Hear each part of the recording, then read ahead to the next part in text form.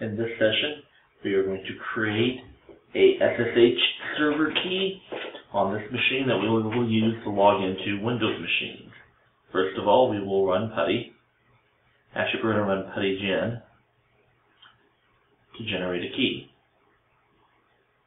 Key generate key pair, and SSH to RSA key pair is perfectly fine.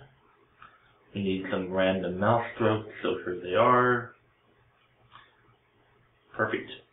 We now have a key. We need to save that key out. Save our private key. Yes, we're sure we want to save it without a passphrase. I personally like to put my key someplace out of the way, so I locate my documents and settings folder. So right to that point there where I'm in my folder. I probably should load it into application data or local settings, but right here has always been fine for me. So I am going to, since all my machines I log into are fwarren, I like to name the key fwarren. It will be fwarren.ppk. That has now given me a private key. The thing is, for logging into Linux machines, it's an openSSH key. Here is the openSSH key to be copied. Now I've had a little problem pasting it directly, so this is what I'm going to do. I am going to paste it in the notepad. Front end shows SSH RSA. Perfect.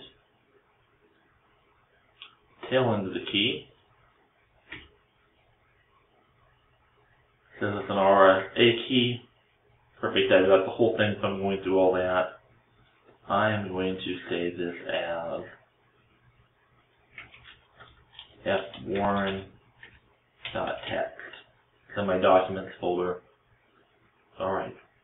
So I have now saved that. I have a private key. I've saved out my public key. The next step in this process is I'm going to run WinSCP for file transfer. I'm going to copy that key over to my Linux machine. 10.10.200.224. And my settings are in. So I want this over here on my Linux machine. It's going into my home folder. Pass all the folder names, and I'm just going to do a simple drag and drop. Alright, perfect. So that's now been copied to the other machine. Next step is I'm going to run Putty and actually log into my account on this other machine.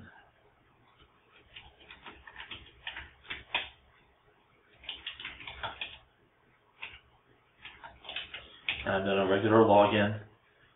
The file's in this folder, so I am going to cat fwarren text, and I'm going to append it to the SSH authorized keys file. My key has now been added into this file. We can verify that, and there at the end is our key.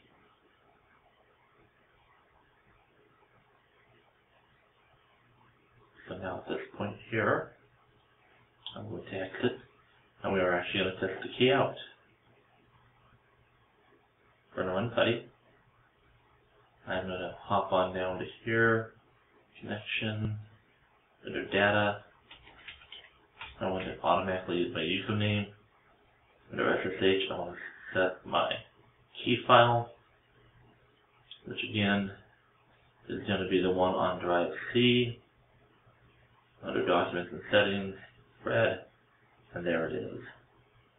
So at this point here, put in the IP address of my machine. I'm actually going to save this out, and then I can just double click on it to log in, and there we are, an automatic login, as good as anyone would hope it could get. And that is it for the tutorial. I hope you enjoyed it.